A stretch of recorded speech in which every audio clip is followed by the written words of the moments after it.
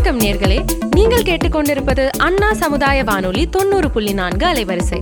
இது இந்தியாவின் முதல் சமுதாய வானொலி. நேர்களே, இப்பொழுது நாம் கேட்கவிருப்பது நமது அண்ணா சமுதாய வானொலி மற்றும் மத்திய அரசு நிறுவனமான மദ്രാஸ் உர நிறுவனம் இணைந்து வழங்கும் பிரதமரின் பிரணாம், தாய் பூமியின் மறுசீரமைப்பு, ஊட்டச்சத்து விழிப்புணர்வு மற்றும் மேம்படுத்தலுக்கான திட்டம் பற்றிய தொடர் நிகழ்ச்சியின் 2ஆம் பருவத்தின் 8ஆம் பாகம். இந்த நிகழ்ச்சியினை விவசாயிகள் கேட்டு அதிகப்படியான ரசாயன உர பயன்பாட்டினை தவிர்த்து சமச்சீர் உர மேலாண்மையை செயல்படுத்தி மாற்று உரங்களை பயன்படுத்துவதன் மூலம் உர செலவுகளை குறைத்து மகசூலையும் பெருக்கலாம், மண் வளத்தையும் காக்கலாம். நேர்களே, இன்றைய நிகழ்ச்சியில் தமிழ்நாடு கால்நடை மருத்துவ அறிவியல் பல்கலைக்கழகத்தின் அங்கமான சென்னை கால்நடை மருத்துவ கல்லூரியின் கோழியின அறிவியல் துறை பேராசிரியர் மற்றும் தலைவர் முனைவர் திரு ரிச்சர்ட் சர்ச்சில் அவர்கள் நமது அண்ணா சமுதாய வானொலி மூலம் கடந்த 7ஆம் பாகத்தின் தொடர்ச்சியாக ஒருங்கிணைந்த பண்ணைய முறையில் நாட்டுக்கோழி வளர்ப்பு மற்றும் அதன் நன்மைகள் குறித்து விளக்கமளிக்க உள்ளார். உடன் உரையாடுபவர்கள் மத்திய அரசு நிறுவனமான மദ്രാஸ் உர நிறுவனத்தின் உர விநியோகத்துறை முதன்மை மேலாளர் திரு பி குமரேசன் அவர்கள் மற்றும் நமது அண்ணா பல்கலைக்கழக ஊடக அறிவியல் துறையை சேர்ந்த திரு சசிகுமார் மற்றும் மாணவிகள் காவ்யா மற்றும் சந்தியா. வாங்க நிகழ்ச்சியை கேட்கலாம். வணக்கம் சார். வணக்கம் சார். பொதுவாகவே இந்திய கோழிகளுக்கு தாய்மை பண்பு அதிகம்னு நம்ம கேள்விப்பட்டிருக்கோம். ஆனால் நம்ம ஒருங்கிணைந்த பண்ணைய முறையில் கிட்டத்தட்ட 100-200 கோழிகளை கமர்ஷியலாக ஒன்றா வளர்க்கும் பொழுது நேச்சுரல் ப்ரூடிங், அதாவது இயற்கை முறையில் அடை காக்கிறது அப்படின்றது எப்படி சார் சாத்தியம்? அதற்கு வேறு ஏதாவது முறைகள் இருக்கா சார்? கமர்ஷியலாக வளர்க்குறப்ப நீங்கள் உங்களுக்கு இயற்கை முறையில் அடை காக்கிறதுங்கிறது முடியாத காரியம். ஏன்னா நீங்கள் முட்டை செயற்கை, அதாவது இன்குபேட்டர் முறையில் தான் நீங்கள் பொரிக்க வைக்கிறீங்க. இயற்கை முறையில், அதாவது தாய்க்கோழி அடைக்கோழி வச்சு நீங்கள் குஞ்சுகளை உற்பத்தி செய்கிறப்போ அந்த குஞ்சுகள் பொரித்த உடனே இந்த தாய்க்கோழிகள் குஞ்சுகளை ப்ரூடிங், அதாவது தன்னோட உடல் வெப்பத்தை கொடுத்து குஞ்சுகளை பராமரிக்கும். நீங்கள் அப்பப்போ பார்த்தீங்கன்னா கோழிகள் தாய்க்கோழிகள் அப்படி உட்காந்துக்கும். இந்த கோழி குஞ்சுகளெல்லாம் அதோட இறகுக்கு அடியில் போய் அந்த தாய்க்கோழியோட உடல் வெப்பத்தை எடுத்துக்கும். ஸோ இதுதான் நம்ம ப்ரூடிங் அப்படின்னு சொல்கிறோம். இது நம்ம செயற்கையாக இன்குபேட்டர் மூலமாக குஞ்சுகளை உற்பத்தி செய்கிறப்போ நம்ம செயற்கை முறையில் ப்ரூடிங் செய்யணும். இதுக்காக நம்ம குண்டு பல்பு யூஸ் பண்ணலாம். பொதுவாக பார்த்திங்கன்னா ஒரு கோழி குஞ்சுக்கு 1 வாட் அப்படிங்கிற அளவில் நம்ம குண்டு பல்பு யூஸ் பண்ணலாம். சும்மா இப்போ ஒரு 60 கோழி குஞ்சுகள் இருக்குன்னா 60 வாட் பல்பு ஒன்று போதுமானது. அது மட்டும் இல்லை, இதை சுற்றி இந்த நம்ம ப்ரூடிங் செய்யக்கூடிய ஏரியாவை சுற்றி அட்டை இல்லாட்டி மெட்டல் ஷீட்டு, தகர ஷீட்டால் 1 அடி உயரத்துக்கு வட்டமாக நம்ம ஒரு தடுப்பு ஏற்படுத்துறதுனால இந்த கோழி குஞ்சுகள் இந்த பல்பு விட்டு அகன்று போகாமல் இருக்கிறதுக்கு ஒரு வாய்ப்பு ஏற்படும். ஸோ இது நம்ம ஒரு 3 வாரம் கொடுக்கணும். இந்த ப்ரூடிங் அப்படிங்கிறது 3 வாரம் கொடுத்துட்டோம்னா அதுக்கு பிறகு இந்த கோழி குஞ்சுகளுக்கு சூடு தேவைப்படாது. அதுவே தன்னோட உடல் வெப்பநிலையை பராமரிக்க ஆரம்பிச்சிடும். வெளிப்புற சூடு தேவைப்படாது. ஸோ அதுக்கு பிறகு ஒரு 6 வாரம் வரைக்கும் கோழிகளை நம்ம கொட்டைக்கு உள்ளாலே விட்டு வளர்க்குறது நல்லது. ஆனால் இளங்குஞ்சுகளை வெளியில் மேய்ச்சலுக்கு அனுப்பினோம்னா காக்கா, பருந்து, இந்த மாதிரி பறவைகள் இல்லாட்டி பாம்பு, இந்த மாதிரி இதனால் இழப்புகள் ஏற்படும்.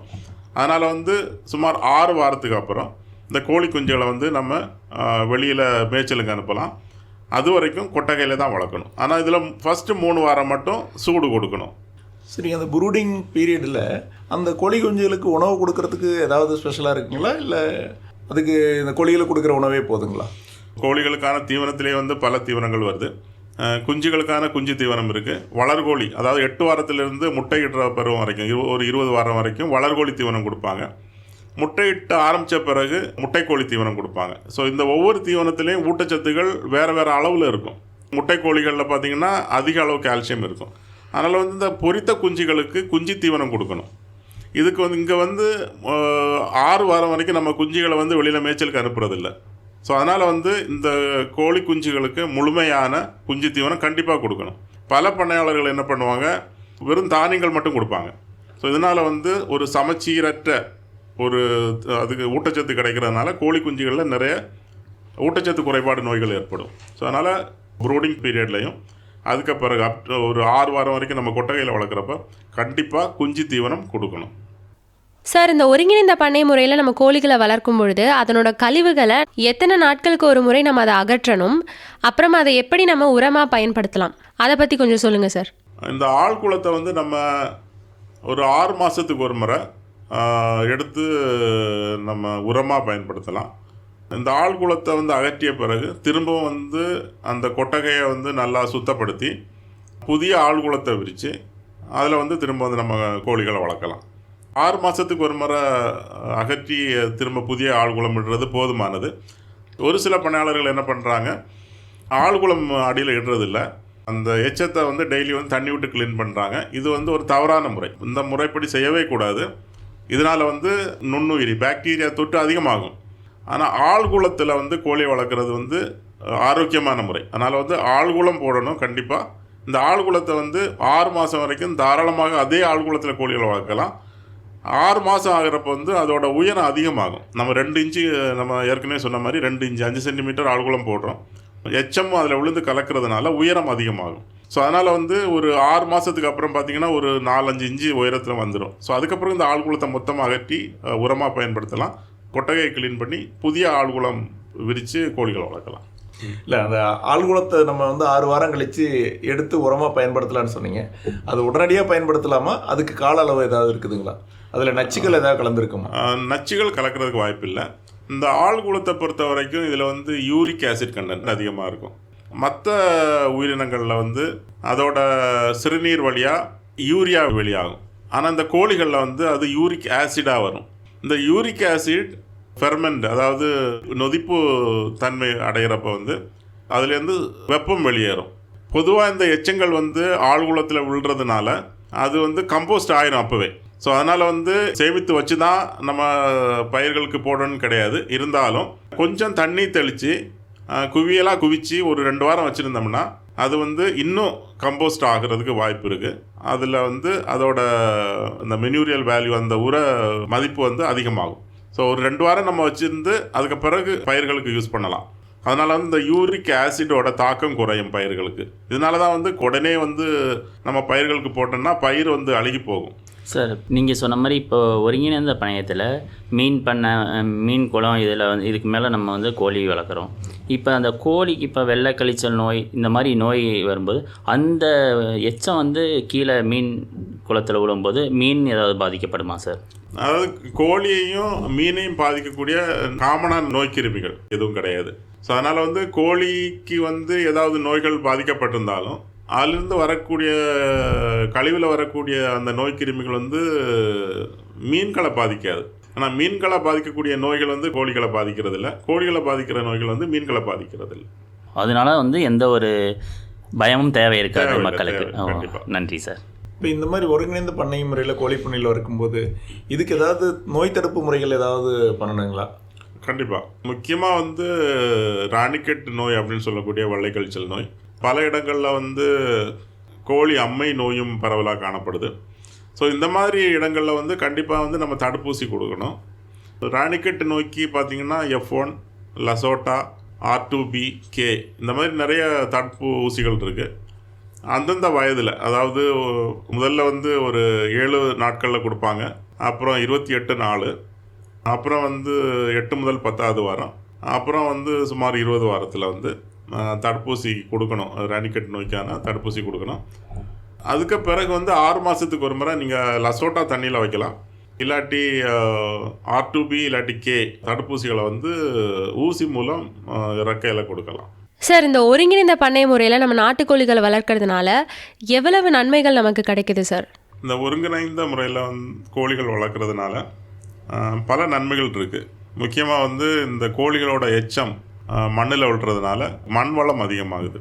இன்னொன்று வந்து இந்த கோழிகள் வந்து மண்ணை கிளறதுனால மண்ணில் வந்து காற்றோட்டம் அதிகமாகுது. மழை காலங்களில் வந்து மழை நீர் நேரடியாக மண்ணுக்குள்ளால் செல்வதற்கும் ஏதுவாகுது. கோழிகளுக்கு இந்த ஒருங்கிணைந்த பண்ணை முறை மூலம் வளர்க்குறப்போ அதிலிருந்து விடக்கூடிய பழங்கள், சருகுகள்லேருந்து வரக்கூடிய புழுப்பூச்சிகள் இதெல்லாம் வந்து கோழிக்கு உணவாக பயன்படுது. இதனால் வந்து கோழிகளை வந்து இந்த மாதிரி தோட்டங்களில் வந்து நம்ம ஒருங்கிணைந்து வளர்க்குறப்போ ஆண்டு முழுவதும் வருவாய் கிடைக்கும். இப்போது பணப்பயிர்கள் நம்ம வந்து பயிரிடுறப்போ ஒரு சில சீசனில் மட்டும்தான் அதில் வருமானம் கிடைக்கும். ஆனால் இந்த கோழிகளை வந்து நம்ம ஒருங்கிணைத்து வளர்க்குறப்போ அதுலேருந்து கிடைக்கக்கூடிய முட்டை உற்பத்தி ஆண்டு முழுவதும் கிடைக்குது. ஸோ அதனால் ஆண்டு முழுவதும் வருவாய் கிடைக்கும். சார், இப்போது நீங்கள் சொன்ன மாதிரி இப்போது கோழிக்கு எவ்வளோ ஆயுட்காலம் இருக்குது சார்? இப்போ வந்து 10 கோழிக்கு ஒரு சேவல்னு சொல்லியிருந்தீங்க. அந்த சேவலோடைய ஆயுட்காலம் இப்போ எக்ஸாம்பிளுக்கு ஒரு 5 வருஷம் இருக்குன்னு அந்த சேவல்னா, ஆனால் அந்த சேவல் அந்த 5 வருஷத்துக்கு இனப்பெருக்க சக்தியை வச்சுருக்குமா? நல்ல கேள்வி. பொதுவாக கோழிகளுக்கு வந்து ஆயுள் காலம் ஒரு 5 வருஷம் அப்படின்னு சொல்கிறாங்க. இதுவே வந்து வணிக ரீதியாக வளர்க்கக்கூடிய லெகான் கோழிகள் எல்லாம் பொதுவாக ஒரு வருஷம் இல்லாட்டி 1.5 வருஷம் தான் வச்சுக்கிறாங்க. அதாவது 72 வாரம் முதல் 100 வாரம் வரைக்கும் வச்சுருக்கிறாங்க வணிக ரீதியாக வளர்க்குறப்போ. ஆனால் நாட்டுக்கோழிகள் பார்த்தீங்கன்னா பொதுவாக 5 வருடம்னு சொல்கிறாங்க. ஆனால் ஒரு சில பண்ணையாளர்கள் அவங்ககிட்ட பேசுகிறப்ப வந்து அவங்ககிட்ட வந்து 12-15 வருடங்களான கோழிகள் கூட நல்ல முறையில் முட்டையிட்டு இருந்துச்சு அப்படின்னு கூட நமக்கு சொல்கிறாங்க. அதனால் வந்து நாட்டுக்கோழிகளோட ஆயுள் காலம் 5லேருந்து 10-15 வருடங்கள் வரைக்கும் அப்படின்னு நம்ம சொல்லலாம். இப்போ இன்னொரு கேள்வி கேட்டீங்க, இந்த சேவல் கோழிகளோட இனப்பெருக்க திறன் வந்து வயசானா குறையுமா அப்படின்னு கேட்டீங்க. கண்டிப்பாக வந்து நம்ம பொரிக்க வைக்கிறதுக்கான அடை முட்டைகளை உற்பத்தி செய்கிறப்போ இந்த சேவல் கோழிகளை வந்து ஒரு 3 வருட வயசு வரைக்கும் பயன்படுத்தலாம் மேக்சிமம். அதுக்கு பிறகு வந்து இந்த சேவல் கோழிகளை மாற்றுறது நல்லது. அப்போ தான் வந்து நமக்கு அதிக பொரிப்பு திறன், அதாவது கருவுறு திறன் உடைய முட்டைகள் கிடைக்கும். சார், சேவல்களை 3 வருஷத்துக்கு ஒருக்க நம்ம மாற்றணும்னு சொல்லியிருந்தீங்க. அதே போல் பெட்டை கோழிகளையும் மாற்றணுமா? பெட்டை கோழிகள் பொதுவாக வந்து ஒரு 5 வருடம் வரைக்கும் வந்து நல்ல முட்டை உற்பத்தி இருக்கும், நல்ல பொரிப்பு திறன் இருக்குது. அதோட உற்பத்தி திறனை பொறுத்து தான். இப்போ ஒரு சில கோழிகள் வந்து வயசாகிறப்ப வந்து அதோட உடல் பருமன் அதிகரித்து முட்டை உற்பத்தி குறையுது அப்படிங்கிற பட்சத்தில் வந்து நம்ம அந்த கோழிகளை வந்து மாற்றணும். மற்றபடி நல்ல உற்பத்தி திறன் இருக்கிறப்ப வந்து அது 3 வருடங்களாக இருக்கலாம், 5 வருடங்களாக இருக்கலாம், 7 வருடங்களாக இருக்கலாம். நல்ல உற்பத்தி திறன், நல்ல பொரிப்பு திறனோட நல்ல உற்பத்தி திறன், முட்டை உற்பத்தி திறன் இருக்கிறப்ப நம்ம தொடர்ந்து பயன்படுத்தலாம். சார், சமீப காலமாக நாட்டுக்கோழிகளுக்கும் அதனோட முட்டைகளுக்கும் எவ்வளவு டிமாண்ட் இருக்குது சார்? மேலும் இது விவசாயிகளுக்கு எந்த அளவுக்கான வருமானத்தை கொடுக்கும்? கண்டிப்பாக வந்து சமீப காலங்களில் இந்த நாட்டுக்கோழி முட்டை இதற்கான தேவை அதிகமாக இருக்குது. நிறைய கன்சியூமர்ஸ், பயனாளிகள் இப்போ வந்து நாட்டுக்கோழி முட்டை, நாட்டுக்கோழி இறைச்சி வந்து அதிக விலை கொடுத்து வாங்குறதுக்கும் தயாராக இருக்கிறாங்க. இப்போ வணிக ரீதியாக உற்பத்தி செய்யப்படக்கூடிய ஒயிட் லெகான் முட்டைகள் இப்போ 6 ரூபாய் அப்படின்னா, நாட்டுக்கோழி முட்டைகள் 15 ரூபாய்க்கும் வாங்குறதுக்கு தயாராக இருக்கிறாங்க. பிராய்லர் கோழிகள் கிலோ 200 ரூபாய் இறைச்சி விலை அப்படின்னா, நாட்டுக்கோழிகள் இறைச்சி வந்து 600 ரூபாய் கொடுத்து வாங்குறதுக்கும் தயாராக இருக்கிறாங்க. ஸோ வணிக ரீதியாக உற்பத்தி பண்ணக்கூடிய இறைச்சி மற்றும் முட்டைகளை விட இந்த மாதிரி நாட்டு கோழிகள் மூலமாக உற்பத்தி செய்யப்படக்கூடிய உற்பத்தி பொருட்களோட விலை வந்து 2.5 முதல் 3 மடங்கு அதிகமாக இருக்குது. இதோட தேவையும் அதிகமாகுது, உற்பத்தியும் இப்போ அதிகமாக இருக்குது. விலங்கின கணக்கெடுப்பு, லைஃப் ஸ்டாக் சென்சஸ் அப்படிம்பாங்க, கால்நடை கணக்கெடுப்பு 2012 செஞ்ச கணக்கெடுப்புக்கும் 2019 செஞ்ச கணக்கெடுப்புக்கும் இடையில் இந்த நாட்டுக்கோழிகள் எண்ணிக்கை வந்து 40% அதிகமாக இருக்குது. இது பண்ணை கோழிகளோட எண்ணிக்கை வந்து ஒரு குறிப்பிட்ட அளவு தான் அதிகமாக இருக்குது. ஆனால் நாட்டுக்கோழிகளோட எண்ணிக்கை வந்து மிக அதிக அளவில் வந்து அதிகமாக இருக்குது. இது எதை காட்டுதுன்னா, இந்த நாட்டுக்கோழியிலிருந்து கிடைக்கக்கூடிய உற்பத்தி பொருட்களுக்கான தேவையும் தேடலும் அதிகமாக இருக்குங்கிறத வந்து நமக்கு தெரியப்படுத்துது. சார், இந்த குஞ்சு கோழிகளுக்கு எவ்வளவு நேரத்துக்கு ஒரு முறை தீவனம் கொடுக்கணும் சார்? பொதுவாக வந்து நம்ம குஞ்சுகளுக்கு வந்து தீவனம் கொடுக்குறப்ப எப்போவுமே வந்து அந்த தீவன பாத்திரத்தில் தீவனம் இருக்கணும். ஆனால் நம்ம கொடுக்குறது வந்து ஒரு நாளைக்கு 2 முறை அப்படிங்கிற அளவில் வந்து தீவன பாத்திரத்தை வந்து நம்ம ஃபில் பண்ணலாம். ஆனால் அந்த தீவன பாத்திரத்தில் எப்போவுமே தீவனம் இருக்கணும். குஞ்சுகளை பொறுத்த வரைக்கும் நம்ம ஃபில் பண்ணுறது தினமும் 2 முறை ஃபில் பண்ணால் போதும். காலையில் 1 முறை, ஈவினிங் 1 முறை. ஆனால் அந்த தீவன பாத்திரத்தில் எப்போவுமே தீவனம் இருக்கணும். ஓகே சார், நன்றி. விவசாயி வந்து புதுசாக இந்த ஒருங்கிணைந்த பண்ணை முறையில் கோழி வளர்க்கணும்னு முடிவு செய்த பிறகு இந்த கோழி குஞ்சுகளை எங்கே வாங்கலாம் சார்? அதுக்கு ஏதாவது விற்பனை நிலையங்கள் இருக்குதா? நம்ம பல்கலைக்கழகத்தை பொறுத்த வரைக்கும் மாதவரத்தில் இருக்கக்கூடிய கோழியின ஆராய்ச்சி நிலையம், இங்கே வந்து பல மேம்படுத்தப்பட்ட கோழிகள் இருக்குது, சிறுவிடை கோழிகள் இருக்குது. அங்கேருந்து ஒரு நாள் குஞ்சுகள், பெரும்பாலும் ஒரு நாள் குஞ்சுகள் வாங்கலாம். இது தவிர ஓசூரில் கோழியின அறிவியல் கல்லூரி ஒன்று இருக்குது. அந்த கல்லூரியிலையும் பல மேம்படுத்தப்பட்ட கோழியின குஞ்சுகள் இதெல்லாம் வந்து கிடைக்குது. இது பயன்படுத்தலாம். நிறைய பண்ணையாளர்கள் வந்து இப்போது சிறுவிடை கோழிகளை வந்து தாய்க்கோழி பண்ணைகளாக வச்சு குஞ்சுகள் உற்பத்தி செஞ்சு விற்கிறாங்க.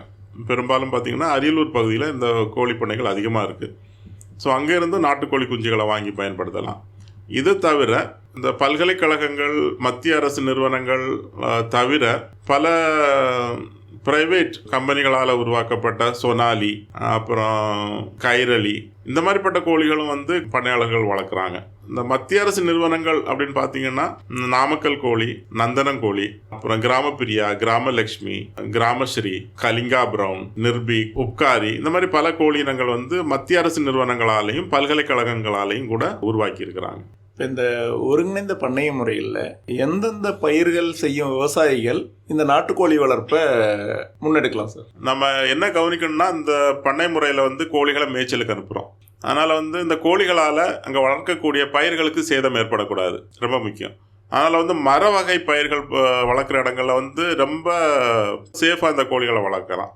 ஆனால் சின்ன பல பயிர்கள், முக்கியமாக வந்து இந்த கொய்யா தோட்டம், இதிலெல்லாம் நம்ம வளர்க்குறப்ப வந்து கீழே இருக்கிற கொய்யா பழங்களை வந்து கோழி சாப்பிட்றதுக்கு வாய்ப்பு இருக்குது. அதனால் வந்து இழப்புகள் ஏற்படுறதுக்கு வாய்ப்பு இருக்குது. ஸோ அந்த மாதிரி இடங்களில் வந்து நம்ம கொஞ்சம் கேர்ஃபுல்லாக இந்த கோழிகளை வளர்க்கணும். பெரிய மரங்களாக இருக்கக்கூடிய மாந்தோப்புகள், இல்லை முந்திரி தோப்புகள், தென்னந்தோப்புகள், இந்த மாதிரிப்பட்ட தோப்புகள்லையும் தோட்டங்கள்லையும் வந்து இந்த கோழிகளை வந்து ரொம்ப மிக எளிதாக ஒருங்கிணைத்து வளர்க்கலாம். அதுலேயும் வந்து முக்கியமாக நீர்ப்பாய்ச்சல், இரிகேஷன் இருக்கக்கூடிய தோட்டங்களாக இருந்தால் அந்த கோழிகளுக்கு இன்னும் அதிக மேய்ச்சல் கிடைக்கும். அந்த நீர்ப்பாய்ச்சல் இருக்கிறப்ப வந்து அந்த சருகுகளில் புழுப்பூச்சி உற்பத்தி அதிகமாக இருக்கும். ஸோ அதனால் வந்து கோழிகளுக்கு வந்து அதிக உணவு கிடைக்கும். சார், ஒரு விவசாயிக்கு இந்த ஒருங்கிணைந்த பண்ணை வச்சுருக்கிறது மூலயமா எவ்வளோக்கு எவ்வளோ சேமிப்பு ஏற்படுது அண்ட் அது அவங்களுக்கு எவ்வளோ உதவியாகவும் முக்கியமாகவும் இருக்குது சார்?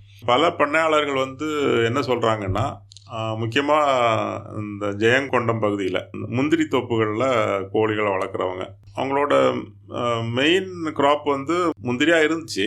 இப்போ சமீப காலமாக அதில் கோழிகளை விட்டு வளர்க்க ஆரம்பித்த பிறகு, ஒருங்கிணைத்த பிறகு நிறைய பண்ணையாளர்கள் வந்து எங்களுக்கு இப்போ கோழி வளர்ப்பு தான் முக்கியமாயிருச்சு, ஏன்னா எங்களுக்கு இதில் நிறைய வருமானம் கிடைக்குது, ஆண்டு முழுவதும் வருமானம் கிடைக்குது. முந்திரியில் வந்து ஒரு சீசன் தான், ஒரு 2 மாதம் தான் வருமானம் கிடைக்கும். ஸோ அதனால் வந்து நாங்கள் இப்போ வந்து அதிக அளவில் வந்து கோழி உற்பத்தியில் கான்சன்ட்ரேட் பண்ணுறோம். முந்திரி வளர்ப்பு நாங்களே பார்த்துக்கிறோம். கோழி உற்பத்தி, கோழி குஞ்சு உற்பத்தி, கோழி முட்டை உற்பத்தி வந்து நாங்களே சிரத்தை எடுத்து கவனிச்சிக்கிறோம். அதே நேரத்தில் வந்து முந்திரி அறுவடையை வந்து நாங்கள் வெளியே ஆட்களை வச்சு பயன்படுத்துகிறோம். முன்னால் வந்து முந்திரி பயிரிடுறது, முந்திரி அறுவடை செய்கிறது தான் எங்களுக்கு முக்கிய தொழிலாக இருந்துச்சு. ஆனால் இப்போ நாங்கள் அதை வந்து மற்றவங்களை வச்சு பண்ணிவிட்டு கோழி உற்பத்தியை வந்து நாங்களே கவனிச்சிக்கிறோம். ஸோ அந்த அளவுக்கு வந்து கோழி உற்பத்தி வந்து இந்த ஒருங்கிணைந்த பண்ணைகளில் ஒரு முதன்மை தொழில் ஆயிடுச்சுன்னு கூட சொல்லலாம். இப்போது இந்த ஒருங்கிணைந்த பண்ணை திட்டத்தில் இந்த நாட்டுக்கோழிங்கிறது வந்து விவசாயிகள் வளர்த்துக்கிட்டே இருக்காங்க. ஆனால் ஒரு பக்கம் வந்து எல்லாரும் நாட்டுக்கோழிகளை தேடிட்டே இருக்காங்க, அதுக்கான தேவைகளும் வந்துக்கிட்டே இருக்குது. அப்போ இதுக்கு நடுவில் இருக்க இந்த மார்க்கெட் ஸ்பேஸ் இருக்குல்ல சார், அந்த ஃபார்மர்ஸ்லாம் எங்கே கொண்டு போய் விற்கிறாங்க, அதை மக்கள் எங்கே போய் வாங்குறதுக்கான நிலையங்கள் அவங்களுக்கு எங்கே சார் இருக்குது? விற்பனை வந்து இப்போது பெரும்பாலும் இந்த மாதிரி கோழிகள் வளர்க்குறவங்க வந்து மதிப்பு கூட்டல் செஞ்சிடுறாங்க. அதாவது கருவுற்ற முட்டைகளாக உற்பத்தி செய்து இன்குபேட்டர் வச்சு குஞ்சுகளாக பொறிச்சு குஞ்சுகளாக விற்கிறாங்க. இப்போது பண்ணையாளர்கள் எல்லாருமே வந்து ஆன்லைன் மூலம், அதாவது ஃபேஸ்புக்கு, மெயினாக ஃபேஸ்புக் மூலம் வந்து காண்டாக்ட் டெவலப் பண்ணிக்கிறாங்க. அவங்க அட்வர்டைஸ்மெண்ட் பண்ணுறாங்க. தேவைப்பட்ட பண்ணையாளர்கள் வந்து இவங்களை காண்டாக்ட் பண்ணுறாங்க. இந்த ஒரு நாள் குஞ்சுகளை வந்து பல ஊர்களுக்கு வந்து பஸ் மூலமாகவோ லாரி மூலமாகவோ பெட்டிகள் அடைச்சி அனுப்புகிறாங்க. இப்போ ஒரு நாள் குஞ்சுகள் பார்த்திங்கன்னா ஒரு முட்டை வந்து 12-15 ரூபாய்க்கு விற்கிறாங்க. அதே முட்டையை வந்து மதிப்பு கூட்டி குஞ்சாக உற்பத்தி செஞ்ச பிறகு 60 ரூபாய்க்கு நல்ல தரமான குஞ்சுகள் கிடைக்கிறது கூட ரொம்ப டிமாண்டாக இருக்குது, சிரமமாக இருக்குது. அதனால் வந்து பண்ணையாளர்கள் வந்து குஞ்சுகளாக உற்பத்தி செஞ்சு ஆன்லைன் உதவியில் அவங்களோட கன்சியூமர்ஸ், ஃபார்மர்ஸ் ஐடென்டிஃபை பண்ணி அவங்களுக்கு லாரி பஸ் மூலமாக அனுப்பி வைக்கிறாங்க. இப்போ தமிழ்நாட்டில் பார்த்தீங்கன்னா வெவ்வேறு இடங்களில் வந்து வெவ்வேறு நாட்டுக்கோழிகள் வந்து இருக்குது. சில இடங்களில் வந்து இப்போது ஒரு ரொம்ப எலிவேஷன் இல்லாத, அதாவது மலை உச்சியும் இல்லாமல், அதாவது வெறும் கீழே மேடாக மட்டும் இல்லாமல் ஒரு நடுவில் இருக்கிற ரேஞ்ச்லேயுமே வந்து கோழி வளர்க்குறது, இந்த ஃபார்ம் வச்சுருக்கிறது எல்லாமே இருக்குது. ஃபார் எக்ஸாம்பிள் இப்போது கோயம்புத்தூர் பக்கத்தில் அட்டப்பாடின்னு ஒரு இடம், அங்கே வந்து கோழிகள்லாம் வளர்க்குறாங்க. ஸோ இந்த மாதிரி வெவ்வேறு இடங்களில் கோழி வளர்க்குறதுல என்னென்ன சிரமங்கள் இருக்குது, இல்லை என்னென்ன வித்தியாசங்கள் இருக்குது? கோழிகள் பொறுத்த வரைக்கும் இது எல்லா சூழ்நிலைக்கும் ஈஸியாக அடாப்ட் ஆகக்கூடிய ஒரு, அதிகமாக வந்து வெப்பநிலை இருக்கிற இடங்கள்லையும் வந்து கோழியை வளரும். விவசாயத்துக்கு பயன்படாத நிலம் இருக்கிற இடங்கள்லையும் கோழியை வளர்க்க முடியும். ஈரப்பதம் அதிகமாக இருக்கக்கூடிய கடற்கரை ஓரங்கள்லையும் வந்து கோழிகள் வளருது. ஸோ அதனால் மலை உச்சிகள்லையும் கோழிகள் வளரும். அதனால் வந்து கோழி வளர்ப்பு எல்லா பகுதிக்கும் உகந்த ஒரு தொழில் அப்படிங்கிறதுனால வந்து ஒரு ஃப்ளெக்சிபிலிட்டி இருக்குது. மற்ற தொழில்களை கம்பேர் பண்ணுறப்ப எல்லா இடத்துலையும் இதை பண்ணலாம். மற்ற விவசாயம் செய்ய முடியாத ஓர் நிலங்கள், இந்த நிலங்களில் கூட கோழி வளர்ப்பு செய்ய முடியும். இப்போ ஒரு இடத்துல இருந்து இன்னொரு இடத்துக்கு வந்து இந்த கோழிகளை எடுத்துட்டு போய் மறுபடியும் வளர்க்க முடியுமா சார்? ஒரு நாள் குஞ்சுகளை மட்டும் கிடையாது, முதிர்ந்த கோழிகளை கூட பண்ணையாளர்கள் விற்கிறாங்க, வாங்குறாங்க. கண்டிப்பாக வந்து இந்த கோழிகள் வந்து ஒரு நாள் தாராளமாக வந்து ட்ராவல் செஞ்சு ஒரு இடத்துலேருந்து இன்னொரு இடத்துக்கு இந்த அனுப்பி வைக்கிற நேரத்தில் வந்து குடிநீர் இல்லாட்டி வந்து தீவனம் இல்லாமல் ஒரு இடத்துலேருந்து இன்னொரு இடத்துக்கு சென்று அடைய முடியும். முக்கியமாக வந்து நைட் நேரங்கள் அனுப்புகிறாங்க, அதனால் வந்து அதுக்கு தீவனமும் தண்ணி எதுவும் தேவையில்லை, ஏற்றி விட்டுறாங்க, காலையில் இன்னொரு இடத்துக்கு போய் சேர்ந்துருது. தமிழ்நாட்டில் எங்கேருந்து எங்கே வேணாலும் கோழிகளை அனுப்புகிறாங்க, பெரிய கோழிகளையும் அனுப்புகிறாங்க. நன்றி சார். சார், நம்ம தமிழ்நாட்டுக்கு எந்த வகையான கோழிகள் வந்து சிறப்பான கோழியாக இருக்கும் சார்? நம்ம தமிழ்நாட்டில் வந்து சிறுவிடை கோழிகள், பெருவிடை கோழிகள் நம்ம தமிழ்நாட்டு கோழி இனங்கள் அப்படின்னு சொல்கிறோம். இந்த கோழிகளை பற்றி ஆய்வு வந்து பெரிய அளவில் இது வரைக்கும் நடக்கலை. இப்போ சமீப காலமாக தான் கோழியின அறிவியல் துறை, சென்னை கால்நடை மருத்துவக் கல்லூரியின் கோழியின அறிவியல் துறையில் வந்து இந்த சிறுவிடை கோழிகளை பற்றி நிறைய ஆய்வுகள் செஞ்சுருக்கிறோம். இந்த ஆய்வுகள் செஞ்சு ஆய்வு கட்டுரைகளும் வந்து நம்ம பிரசுரிச்சிருக்கிறோம். இந்த ஆய்வு கட்டுரைகளின் அடிப்படையில் இப்போ அடுத்த நிலையில் வந்து இந்த சிறுவிடை கோழிகளை வந்து ஒரு இனமாக அங்கீகரிக்கிறதுக்கு national bureau of animal genetic resources கர்னாலில் இருக்குது, ஐசிஆரோட ICAR, அதாவது இந்தியன் கவுன்சில் ஆஃப் அக்ரிகல்ச்சரல் ரிசர்ச்சோட ஒரு நிறுவனம். அந்த நிறுவனத்துக்கு நம்ம அப்ளிகேஷன் சமர்ப்பிக்கணும். ஸோ அதற்கான ஏற்பாடுகளை செஞ்சிட்ருக்கிறோம். இந்த அப்ளிகேஷன் நம்ம அங்கே அனுப்பின பிறகு அவங்க இதை பரிசீலித்து இந்த கோழி வந்து சிறுவிடை கோழி ஒரு தனி கோழியினமாக அங்கீகரிக்க உகந்தது அப்படின்னு அவங்க ரெக்கமெண்ட் பண்ணாங்கன்னா சிறுவிடை கோழியும் வந்து அந்த 21 கோழிகள் லிஸ்ட்டில் இருக்கிறதுல இதுவும் ஒரு அங்கீகரிக்கப்பட்ட கோழியினமாக சேர்க்கப்படும். சார், இப்போ நீங்கள் சொல்ல மாதிரி இந்த 21 வகையிலையும் இந்த இனத்துக்கு இனம் முட்டை விடுற கெப்பாசிட்டி வேறுபடுதுங்களா சார்? இருக்குது. இதில் முக்கியமாக பார்த்தீங்கன்னா நிக்கோபாரி அப்படின்னு சொல்லக்கூடிய அந்தமான் கோழி இனம் வந்து அதிக முட்டையிடக்கூடியது. வெஸ்ட் பெங்காலில் இருக்கக்கூடிய ஹரிங்கட்டா பிளாக் அப்படின்னு சொல்லக்கூடிய இனமும் அதிக முட்டையிடக்கூடியது. மற்றபடி ஒரு சில கோழி இனங்கள் சண்டைக்காக வளர்க்குறாங்க. முக்கியமாக வந்து அசீல், ஆந்திராவை சேர்ந்தது, காளகஸ்தி அப்படிங்கிற இனம், இதெல்லாம் வந்து சண்டைக்காக வளர்க்கக்கூடிய இனங்கள். ஸோ இந்த நாட்டுக்கோழி இனங்கள்லையும் முட்டை உற்பத்திக்காக சண்டைக்காக வளர்க்கக்கூடிய கோழி இனங்கள் தனித்தனியாக இருக்குது. இது தவிர மற்ற கோழி இனங்கள் எல்லாமே டியூவல் பர்பஸ், முட்டைக்காகவும் இறைச்சிக்காகவும் தான் வளர்க்குறாங்க. இப்போ நம்ம தமிழ்நாட்டில் அங்கீகரிக்கப்பட்ட கோழி இனம் என்னது சார்? இது வரைக்கும் எதுவும் இல்லை. இந்த சிறுவிடை, பெருவிடை, கிளிமுக்கு கோழிகள் இதை பற்றி ஆய்வுகள் நாங்கள் இப்போ ஆரம்பிச்சிருக்கிறோம், இப்போ தான் செஞ்சுருக்கிறோம். இதோட ஆய்வு முடிவுகளில் வச்சு நம்ம புதிய கோழி நம்ம அங்கீகரிக்கிறதுக்கு national bureau of animal genetic ரிசோர்ஸில் வந்து நம்ம அப்ளிகேஷன் கொடுக்கணும். அதை பேஸ் பண்ணி தான் இது அங்கீகரிக்கப்படும். நன்றி சார், நன்றி சார். இப்போ ஒரு குறு விவசாயி அது எவ்வளோ நாளைக்கு ஒரு பகுதியை அதை வந்து இறைச்சிக்கு அனுப்புறது, அது இறைச்சி மூலயமா எவ்வளோ கிடைக்கும் அப்படிங்கிறத பற்றி சொல்லுங்கள் சார். ஒரு கோழியினோட வெயிட்டு எந்த அளவுக்கு வரும், அந்த வெயிட்டுக்கான ரேட் எந்த அளவுக்கு இப்போ மார்க்கெட்டில் இருக்குது? ஒருங்கிணைந்த முறையில் கோழி வளர்க்குறது பெரும்பாலும் பண்ணையாளர்கள் பார்த்திங்கன்னா குஞ்சு உற்பத்தி தான் அவங்களுக்கு பிரதானம். தாய்க்கோழிகள் வந்து நிறைய நாள் வச்சுட்டு அதுலேருந்து குஞ்சு உற்பத்தி செஞ்சு விற்கிறாங்க. ஸோ அங்கே வந்து இறைச்சி உற்பத்தி அப்படிங்கிறது வந்து 2ஆம் தரம் தான். அதாவது இந்த தாய்க்கோழிகள் அதோட முட்டை உற்பத்தி தீர்ந்த பிறகு, அதில் குறைஞ்ச பிறகு அதை இறைச்சிக்கு அனுப்புகிறாங்க. ஸோ அது வந்து ஒரு 2ஆம் பட்சம் தான். மெயினாக வந்து அடைமுட்டை உற்பத்தி, அதுலேருந்து குஞ்சு உற்பத்தி தான் பிரதான தொழிலாக இருக்குது. இன்னொன்று கேட்டிங்க, அந்த வெயிட்டு பற்றி கேட்டிங்க. சிறுவிடை கோழிகள் பார்த்திங்கன்னா ஒரு 1.25 கிலோ, அதிக அளவில் போனால் 1.5 கிலோ பெட்டை கோழி வரும். சேவல் பார்த்திங்கன்னா 1.5லேருந்து 2 கிலோ தான் வரும். ஸோ இந்த எடை குறைவாக இருந்தாலும் இந்த சிறுவிடை கோழிகளுக்கான டிமாண்ட் ரொம்ப அதிகம். ஒரு கோழி பார்த்திங்கன்னா பொதுவாக சேவல் கோழி எல்லாம் பார்த்திங்கன்னா 600 ரூபா தாராளமாக விற்கிறாங்க. முக்கியமாக வந்து இந்த பண்டிகை காலங்களில் அதிக டிமாண்ட் இருக்கும். அந்த நேரங்களில் கோழிகளுக்கு பார்த்திங்கன்னா 600 ரூபாங்கிறது அதை விட 2 மடங்காகவும் போகும் அந்த நேரங்களில். சார், இப்போ நீங்கள் சொன்ன மாதிரி இந்த கோழி வகைகளில் இப்போ நம்ம உணவுக்காக பயன்படுத்துகிறோம் இல்லைங்களா சார், அந்த வகைக்கு தகுந்த மாதிரி அதில் உள்ள ப்ரோட்டீன்ஸ் இந்த இதெல்லாம் மாறுபடுதுங்களா சார்? வகைக்கு தகுந்தபடி அப்படிங்கிறப்ப வந்து பிராய்லர் கோழி இறைச்சியில் வந்து அதில் இருக்கக்கூடிய ஊட்டச்சத்துக்களும் நாட்டுக்கோழிகளில் இருக்கக்கூடிய ஊட்டச்சத்துக்களும் பார்த்திங்கன்னா ஓரளவு சிறிய வேறுபாடு இருக்கும். இது கோழி வகை, அதனால வித்தியாசங்கள் ஏற்படுதுங்கிறது ஒன்று. அது தவிர வளர்ப்பு முறைகள், அந்த பிராய்லர் கோழிகளை வந்து நம்ம ஷெட்டில் விட்டு வளர்க்குறோம், ஆழ்குள முறையில் வளர்க்குறோம், தீவனம் கொடுத்து வளர்க்குறோம். ஆனால் நாட்டுக்கோழிகள் வந்து மேய்ச்சலுக்கு போகுது. ஸோ அதுக்கு கிடைக்கக்கூடிய தீவனம் வேறு, இதுக்கு கிடைக்கக்கூடிய தீவனம் வேறு. ஸோ அந்த தீவனமும் வந்து அதோட இறைச்சியில் இருக்கக்கூடிய ஊட்டச்சத்துக்களோட அளவை வந்து தீர்மானிக்குது. மேய்ச்சலுக்கு போகிறப்ப வந்து அதிக அளவில் ஒமேகா-3 ஃபேட்டி ஆசிட் கோழிகள் இறைச்சியிலையும் முட்டையிலையும் அதிகமாக இருக்குது. நன்றி சார். சார், இதுவரை ஒருங்கிணைந்த பண்ணைய முறையில் நாட்டுக்கோழி வளர்ப்பு மற்றும் அதன் பயன்பாடுகளை பற்றி மிக விரிவாக எடுத்துரைச்சிங்க. இது வந்து கண்டிப்பாக விவசாயிகளுக்கு ரொம்ப பயனுள்ளதாக இருக்கும். அண்ணா சமுதாய வானொலி நேயர்களுக்கும் மிகவும் பயனுள்ளதாக இருக்கும். அடுத்த நிகழ்ச்சியில் நம்ம வந்து இந்த கோழிகளுக்கு ஏற்படும் நோய்களை பற்றியும் அதன் நோய்கள் மேலாண்மை பற்றியும் விரிவாக பேசலாம் சார். நன்றி சார். நன்றி, வணக்கம். நன்றிங்க சார். நன்றி சார். நேயர்களே, இதுவரை நீங்கள் கேட்டது நமது அண்ணா சமுதாய வானொலி மற்றும் மத்திய அரசு நிறுவனமான மதராஸ் உர நிறுவனம் இணைந்து வழங்கிய பிரதமரின் பிரணாம் திட்டத்தை பற்றிய தொடர் நிகழ்ச்சியின் 2ஆம் பருவத்தின் 8ஆம் பாகம். மீண்டும் அடுத்த நிகழ்ச்சியில் சந்திப்போம். நன்றி, வணக்கம்.